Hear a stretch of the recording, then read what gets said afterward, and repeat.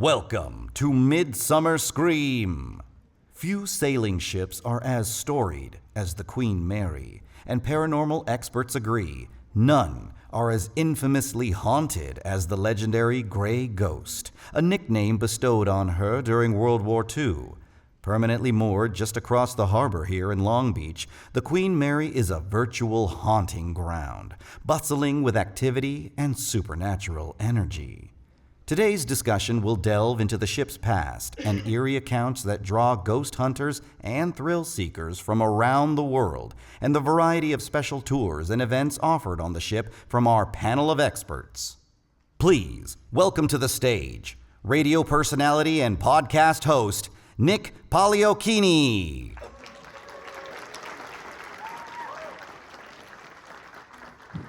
Thank you all. How's everybody doing? How many have been here since Friday? Lovely. How many came in yesterday?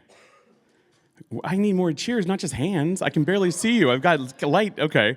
And who came just today? Amazing. Okay, well, thank you so much for taking time out of your incredible schedule. There's so much happening. So many announcements have already come out. In fact, for those that were here yesterday, did you catch the Dark Harbor panel? Very nice. And there's also 13th floor. It comes up after us upstairs. So they've got some more little delves into it for the Queen Mary as well. But I don't want to take too much time. I am Nick Pagliocchini with iHeartRadio. You can catch me on KFI and on Coast here, weekday mornings. But you don't care about me. You care about the people that I want to bring out right now. So without further ado, if I could please have a large round of applause for Project Manager with the City of Long Beach, Joseph Rodriguez Josviak.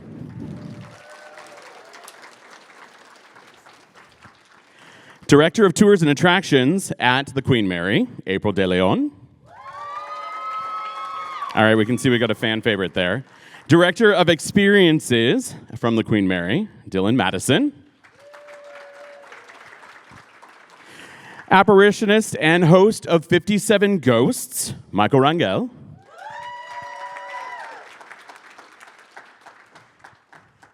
Founder and resident paranormal investigator, Becca Knight. And to round out my incredible panel, it will be, who is my final one? Oh, Manager of Tours and Attractions, Dan Byrne.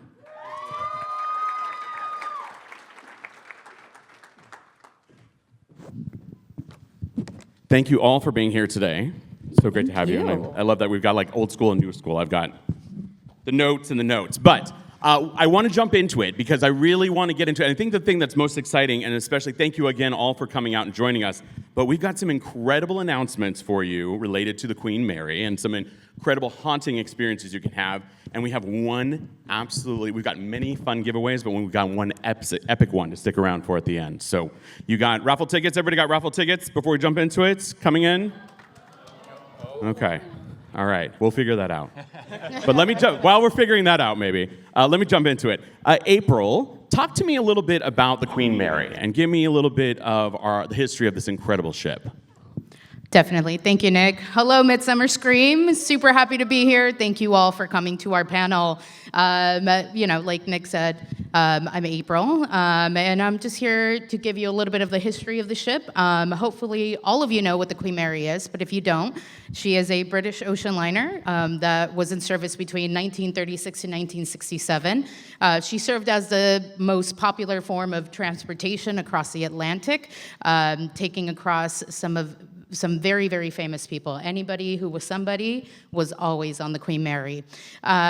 During the war, in World War II, she became a wartime troop ship. And shortly after that ended, was back to being an ocean liner.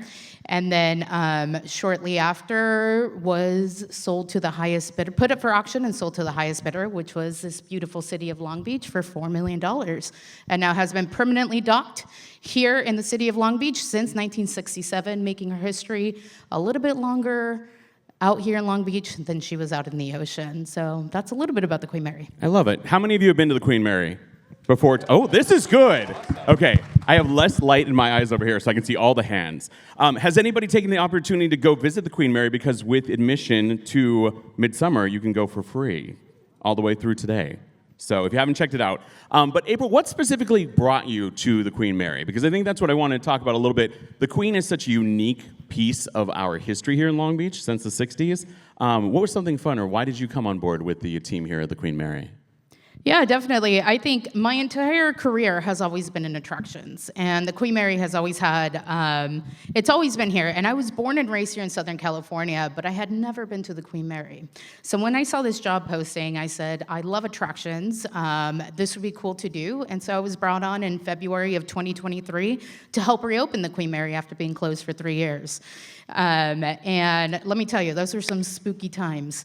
When I came on board, we did not have lights on in the hallways, and the rooms were open. We were undergoing various restorations, especially in the rooms. And so my office was down this extremely long hallway, and all of the room doors were open. And anytime I would get to the end of the ship, I would look down the hallway, and I would say, I'm not going to look in any of these rooms just so that I don't have some sort of experience. And I would just look straight ahead, super focused, jet down the hall to my office, trying to avoid anything spooky to happen. Till this day, I will still not walk some areas of the ship by myself. I take Dan on almost every walk that I do.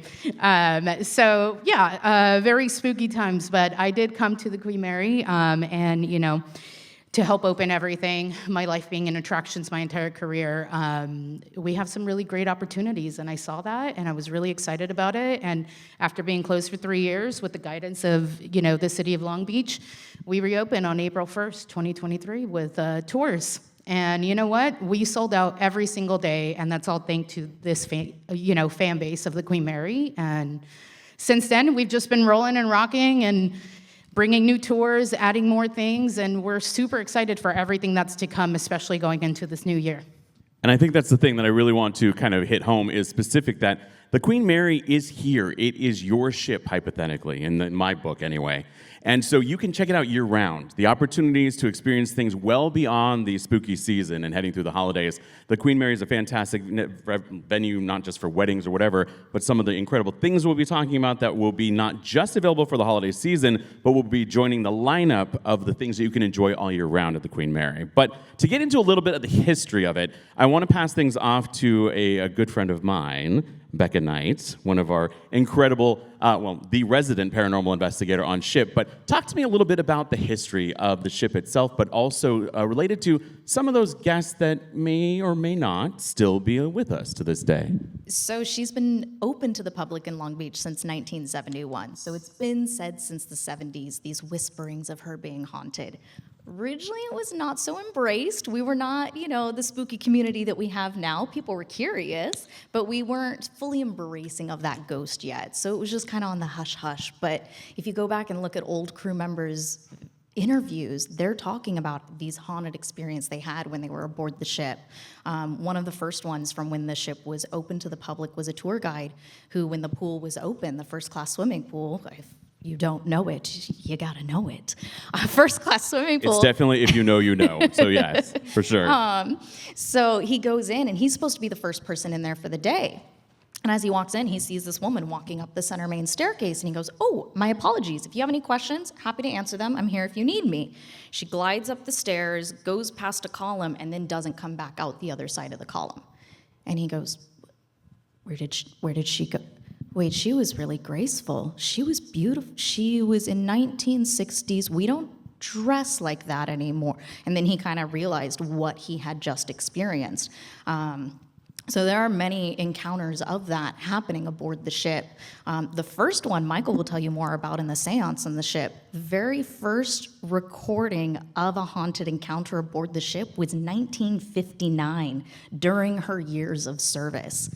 And that was discovered in looking over the death book from the records of those who unfortunately passed Which I think, on the ship. talk to me briefly about the death book, just because it's an interesting document. People, there's this legend of Jackie who comes from the pool, this first-class passenger who drowned in the swimming pool, and it's just not true. We, ships keep logs. They know what the wind speed is, what direction they're going, how many knots. They keep logs and records. So anybody on board the ship, you're checked, you're ID'd, you're barked, debarked, all of that.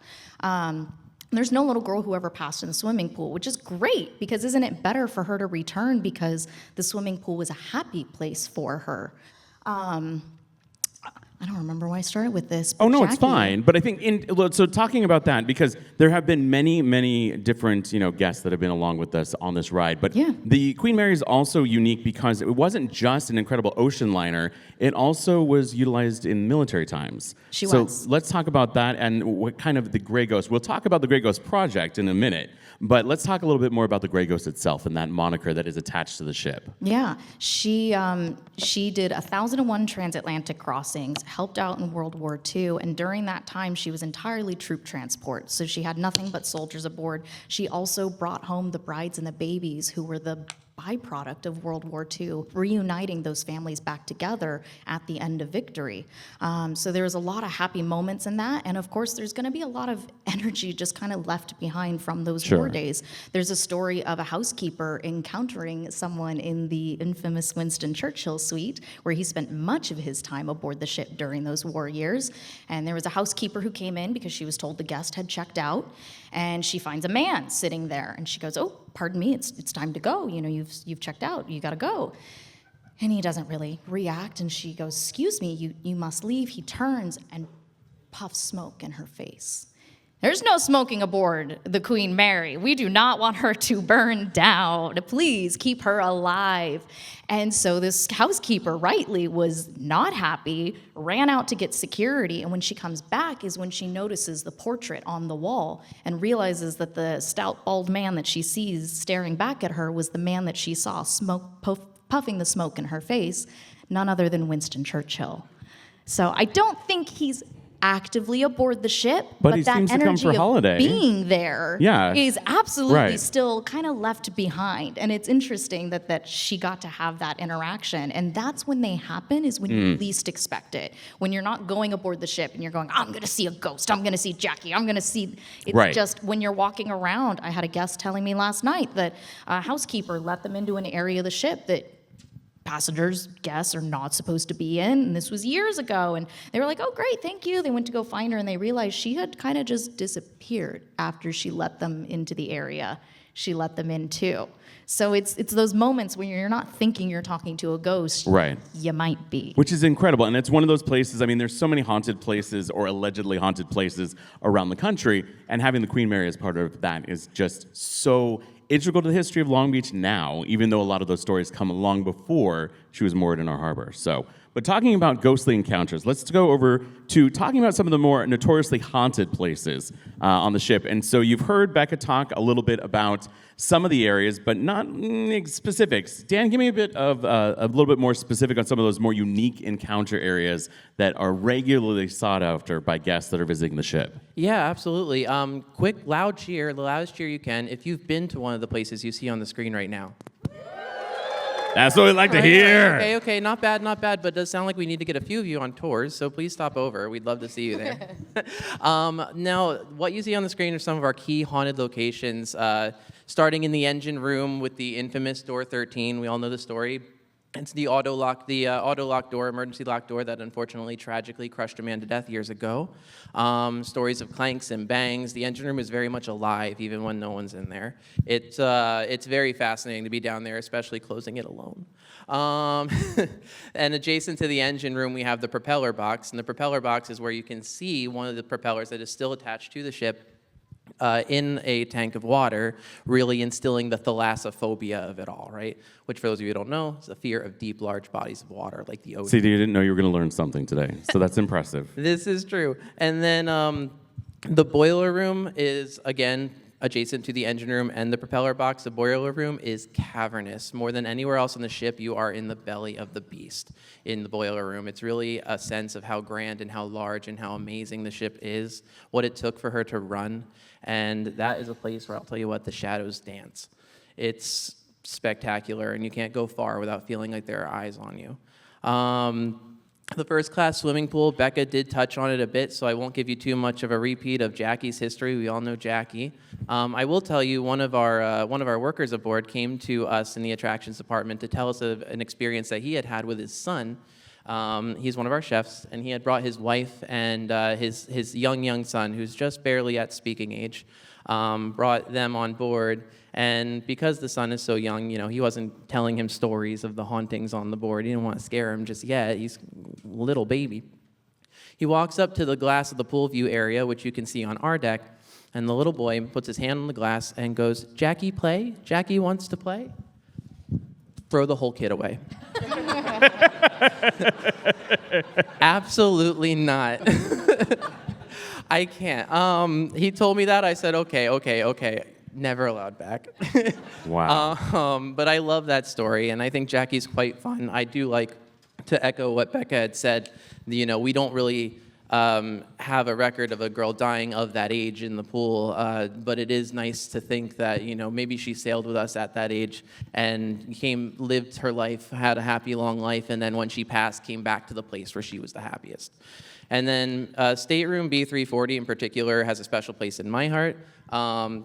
That is where we have a ghost who history has come to be known as Walter, haunting that room. But that room, more than any other place on the property, has some of the most excessive amounts of haunted recordings on board. It's well known throughout the horror community and the world as one of the most haunted staterooms on the planet. It's quite spectacular, and I had the pleasure of spending quite a long time in that room on my own, getting it ready for public view. For those of you who don't know, you can actually see inside the room. We did add a window to the door, so it's a sort of exhibit at the moment. And while I was in that room, Or you can see it on a late night tour. You can see it on the late night tour. You can see it on the Grey Ghost Project and the Paranormal Ship Walk. That is true. While I was getting the room ready, I was actually down in our archives trying to find photographs that I thought would be good to utilize in that room. And we have hundreds, maybe thousands of photographs down in the archives. And while I was pulling them, I pulled one particular photo of a man at a table tennis tournament. I didn't know at the time, but it was a photo of a man named James Oviatt. Has anyone heard of James Oviatt before? Okay, so it seems most of you don't know, which is fine. He was a man who built an Art Deco building in downtown LA, the basement of which was his department store. This is back in the 20s, Prohibition era. The penthouse was his house. The department store is now known as the Cicada Club. It's also where they filmed American Horror Story Season 5, and he lived on the penthouse of that building. What's interesting about pulling that particular photo is I'm actually getting married in that man's house in October. And that's super weird. It's not an I saw a ghost story, but it's weird to have, of all the photos, to have pulled that one particular one. I think that's great. I mean, again, and I think I've already asked it, but for those that have been to, and obviously Dan already asked this question, but those that have been on the ship and have done any of these tours or just taken the regular paranormal tour, have you experienced any of these areas of the ship?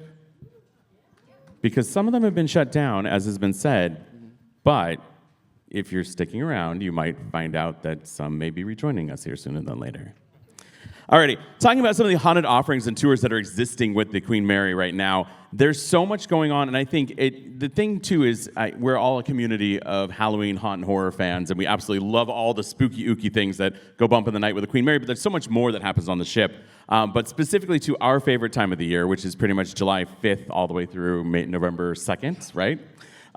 Is going to be the haunted offerings and tours that are available. And a lot of these are going to be available year-round. So, April, if you can take that back with some of the haunted encounters that are currently offered on the ship. Definitely. So I think that one of the most beautiful things that I've seen recently is that we have a lot more younger kids in the haunt community nowadays. And so while we know that we can't scare too much, we do provide a 1-hour daytime tour that's haunted encounters. And so if you've ever wanted to hear some of the legends and some of the stories about some of the haunted things that have happened on the ship and while on the ship, this is a perfect tour for any person, any family. So it's a good beginner bridge over as well, right? Yes. To get into Correct. something a little Yes. bit more paranormal or Yes. something that goes, yeah, okay. Correct. Haunted Encounters is our most popular tour. However, if you are looking for something a little bit more scary, a little bit longer, and in the evening where you may experience some more paranormal activity, you would want to take our paranormal ship walk. It takes you around for about 2 hours. And you have great time with 2 great tour guides, and they bounce off of each other. They give you a great time while they're going through all of these different rooms. These also have exclusive access to some of those more haunted areas. And for all of this that is going on right now, that's been going around year-round, and what's the general-ish time for the tours? I think you said daily, right, or no? Yeah. Okay. So they all go daily. Paranormal Shipwalk is only offered in the evenings, but Haunted Encounters is during the daytime, starting as early as 9 a.m. So those are 2 things that are wonderful and exclusive to the Queen Mary, but there's also 2 incredible shows. We have 2 resident shows right now. So you've already heard from Becca a little bit about her history, and I love the fact that the crew, and okay, maybe pun intended, but the crew from the Queen Mary is very much into the Queen herself and very excited about being a part of the team. But also these 2 incredible shows, The Grey Ghost Project and 57 Ghosts. A show. Sorry, okay, not a show. I apologize. The 3-hour paranormal investigation, The Grey Ghost Project with Becca Knight, and 57 Ghosts, A Seance Experience with Michael Rangel, right? There we go. Okay, now we've got all the titling right. But Becca, fill us in if folks, did we ask already? Anybody done Grey Ghost Project yet? I know a handful of you have because we were talking in line. And anybody done 57 Ghosts? All right, anybody going tonight? No? Okay, that's fine. I was going to say you might need a nap. Tonight. Yeah, I was like, there's still tickets available, right? There's tickets. Okay, there you go. All right, take it away. Fill us in on the Grey Ghost Project, please, Becca. So you said it, 3-hour hands-on paranormal investigation, and it's hands-on, meaning... It is, and I only jump in here because I've done it myself. If you want to crawl through the bowels of the ship, and you're not down on hands and knees, but you are taken to some absolutely hauntingly incredible spaces that are just darkly lit, and you would have no idea that this is what's in the bowels of the ship. So it's really well I always worth it. laugh. I take this one path that is just, it's so great because it kind of gives you that peek of the boiler room, and it gives you this really grand view of the ship and understanding of where you are. But every time I turn a corner, we've done a full circle. They should recognize where they are, but everybody's always like, how are you not lost? I know, because it is, and I think that's the funny part, because like B340 is always, you have to go, it's on the city side of the ship toward the aft to the bow. On the port side of the ship. On the port side. See, that's what I was going to say. Like, yes. It's all forward. And I have been all over the Queen Mary for 2 weeks solid now, and I'm still trying to figure it out, so I get that. But talk to us a little bit about some of, don't give away all the experiences, but we, having been on there and experienced a visitation, maybe, very likely, in a certain area of the ship, talk to some of those areas that you take guests. I mean, obviously, you take to B340, as we've talked about. B340, we maybe go the Churchill to suite the if it's available. first-class swimming pool. Right. Inside, not from the R deck window. That's the coolest part. You do get to cross the threshold into it, inside specifically. Not into the pool, but into the actual chambers for it. Yeah, so. you get to go kind of inside that exhibit, which is awesome. We have 15 locations aboard the ship currently. We're still looking to expand as we get closer and closer to Halloween, but 15 different locations, and on each investigation you visit 4 of them. So if you come back, there's the potential to visit a different spot, but also it's an investigation. You never know what's going to happen when, so it's always a different experience every time you do come. Now granted, you have to sit through my 15-20 minute intro because I want to make sure everybody knows what it is we're doing, because I want everyone to be able to be comfortable so that they themselves can do the hands-on part of the investigation. We put equipment in their hands, we put them in charge of it, and then we take them around, and half of the investigation doesn't exist without our guest participation. We do something called the Estes method, which most places, when there is the Estes method in play, because it's this weird thing, you're blindfolded, you wear noise-isolating headphones, so you're in this weird sensory deprivation state listening to a spirit box. Instead of playing it out into the middle of a room, you have that radio scanner playing directly into those headphones so that hopefully you can eliminate confirmation bias and help someone speak to the group that doesn't normally get a chance to speak, which I think is the coolest thing that you can do. But most places, when you go on an investigation like this, they don't put the person who bought the ticket in the headphones because it's a weird thing. So they want someone comfortable who's in it, which I understand. But the scientific portion is, if I have a person who's never done the investigation before, doesn't know any evidence that we've collected previously, gives me the same information that we have had from an entirely different group of strangers, that becomes more compelling of who is still lingering aboard the ship. So that is what we get to explore. And when you come aboard, you're not just coming for your investigation. I have kept our entire archive of evidence, so you get to follow along the journey as long as we're going. Because I was going to say, that is one of the more exciting things that I experienced from having been on it is you will be able to get a link to be able to see audio and things that were captured during your specific paranormal investigation. So it is well worth the time, 100%, to go check it out. I love it. The experience, and again, is well worth doing multiple times if you're able to do. But another experience that is happening on board the ship is going to be 57 Ghosts. And Michael Rangel. How are you, sir? I'm doing great. How are you? I'm great. It's good to have you here. It's the first time we get to chit-chat. I've experienced this as well, and this is a experience. If you are looking for the most immersive kind of, I'm going to say emotion-charged, heart-wrenching experiences, this is it. So talk, without giving too much away, talk to me about how the creation came for the 57 Ghosts, and then we'll kind of talk a little bit about what the experience itself is. Well, I was approached by the producer of 57 Ghosts and the Grey Ghost Project, Aidan Sinclair. How many of you know Aidan Sinclair? Give a shout out to Aidan Sinclair. Let's hear it. He also runs the Stanley Hotel's 13 Seance and the Magic Underground up there. If you ever go up to Estes Park, make sure you go visit Aidan Sinclair up there. He approached me in December of 2022 and asked me to be the resident apparitionist aboard the Queen Mary. And I flew up to Colorado and talked to him for about 4 days, hours each day. And at the end, he offered me the position, and I accepted.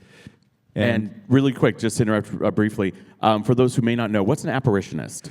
Apparitionist is, just if you look it up in the dictionary, is a person who believes in apparitions. I am there to facilitate an experience for people that are coming to 57 Ghosts. If you look at the screen, it says a theatrical seance. My background is I have been a professional magician for almost the last 30 years. But for most of my life, I've been passionate and interested and in love with the paranormal, the supernatural, and the occult. Just like a lot of magicians over time, dating back to the great Harry Houdini. So it's kind of a wonderful marriage. It just works. It's a symbiotic type of relationship. So what I do is I'm not saying that I'm a medium. Okay, but I'm facilitating this experience for people to come in. It's theatrical. There's things that are planned throughout the seance that we have planned. But there's also things, because the Queen Mary is one of the most haunted places on earth, that happen every night that we do not plan. And people, the interesting thing is that people think the things that we do not plan, they think those are the ones that are staged.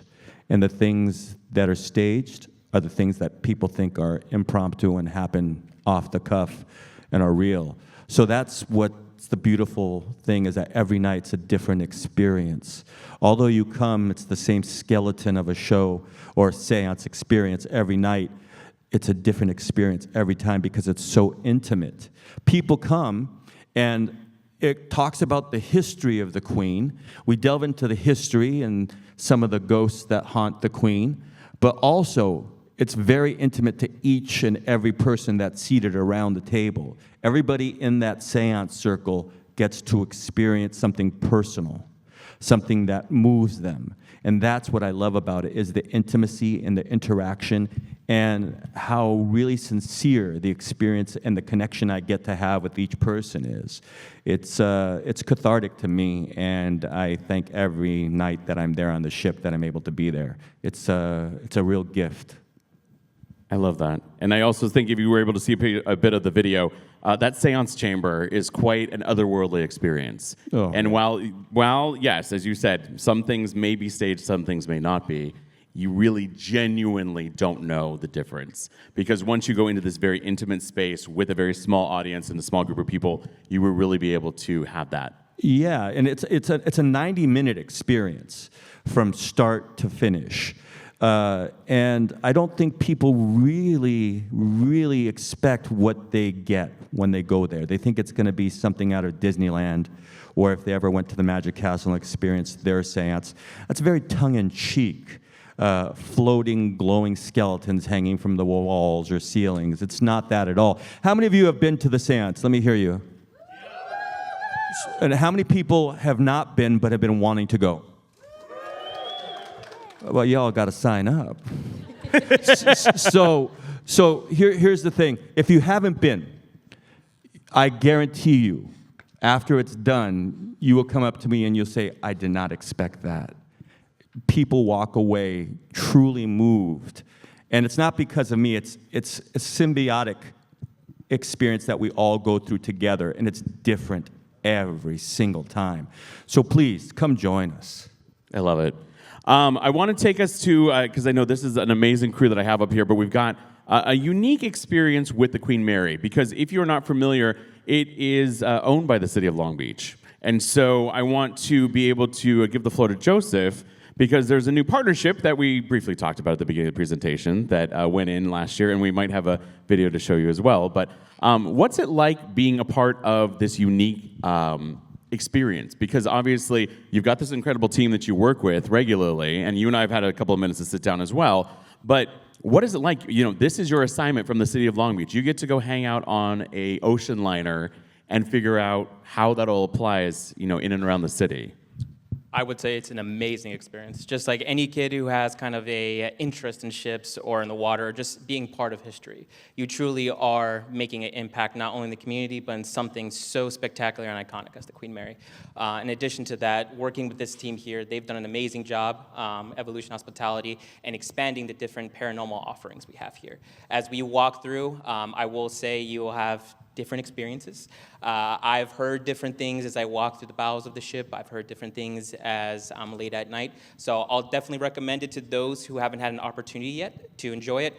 Please make sure to do so. You'll have your own little moment in history and be able to enjoy that with family. But nonetheless, I did want to say that also the city of Long Beach is just beyond grateful for the public and all the interest and just in general willingness to come aboard the ship and experience all these different things. And I think that's also a testament to all the hard work that Evolution Hospitality has done, not only into the ship, but making this truly a destination, not only in a regional, but also internationally. So thank you, Evolution Hospitality, and thank you to the public for all that you do to support the ship as well. Big round of applause for you guys. Thank you so much. Seriously. And that's why if you have the opportunity, remember, as the con wraps at 6, I believe, today, you got time to get over across the bay to check out the Queen today and use that free admission, so that's definitely worth it. But even though everybody's a little bit aware, what is that announcement that is returning to the Queen herself? So, the City of Long Beach, in partnership with Evolution Hospitality and 13th Floor, are proud to announce the return of Dark Harbor, with the first event date being at September 20th. Incredible. Roll that footage, wherever it may be.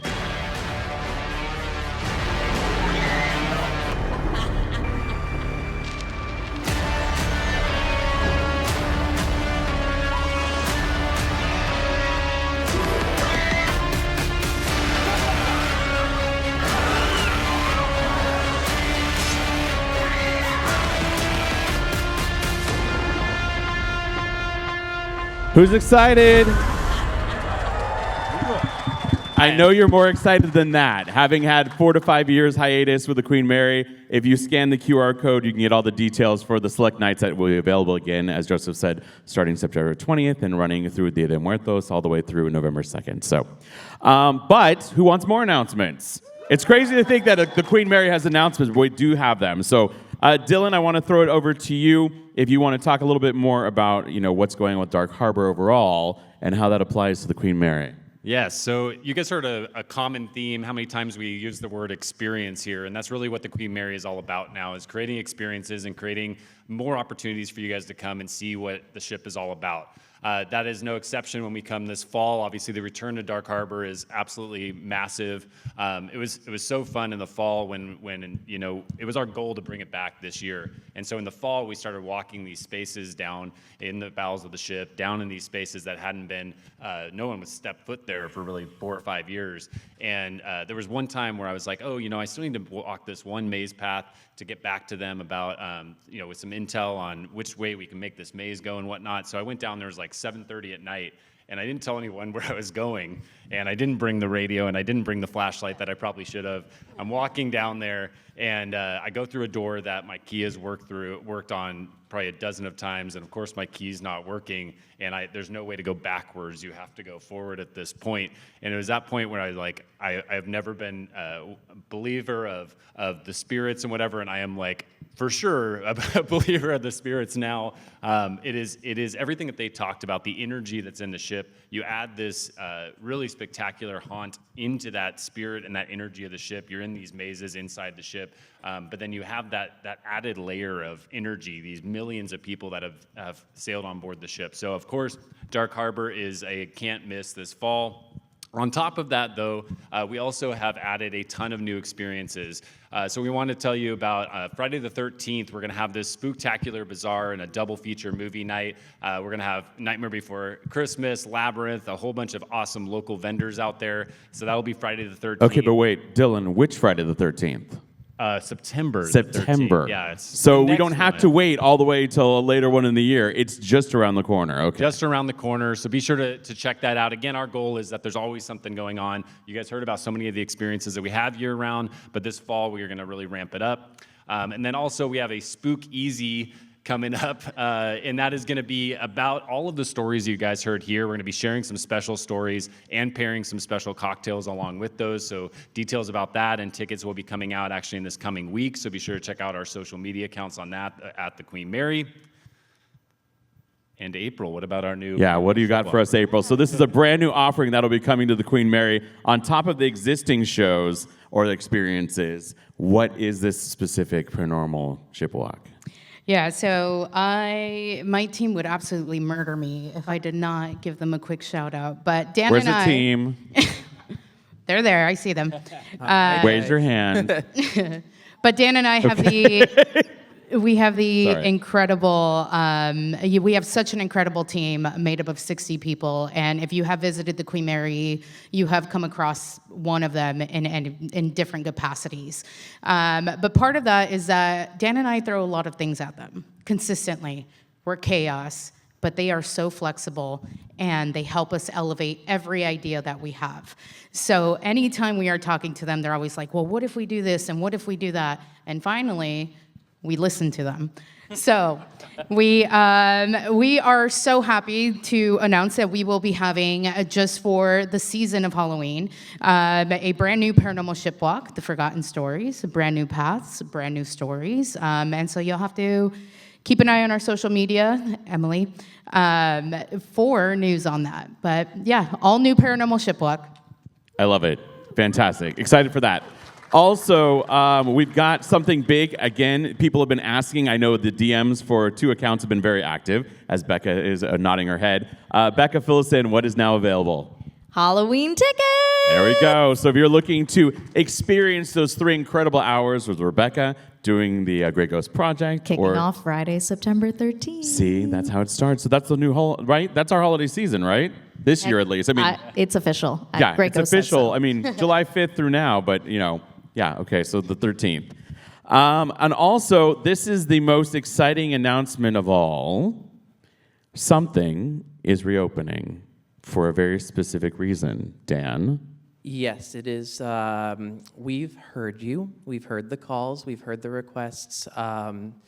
It's been 5 years that B340 has been restricted and only accessible on tours and as an exhibit, but it's my honor to tell you that B340 will be returning to circulation for overnight stays come this September. So not only have you been there and been able to conduct your paranormal investigation with the Great Ghost Project, now you will be able to do your own behind closed doors and through all the hours overnight. Absolutely incredible. And how you really have enjoyed pouring yourself into this project, yes? Yes, I'm very excited. We have a lot of very exciting things planned. Can't give you too many details yet, unfortunately, but please Sure. keep your eye on our socials. They will be coming out, I'm sure. Again, Emily. But Wow. Emily, we love you and appreciate you. we love Emily. Yeah, uh-huh. But yeah, we have very exciting things coming down the pipeline, but we're very, very happy to tell you that guests will once again be able to stay in the most haunted room in the world. But seriously, final words on behalf of the entire family and the team here at the Queen Mary. Thank you so much for joining us for Midsummer Scream 2024.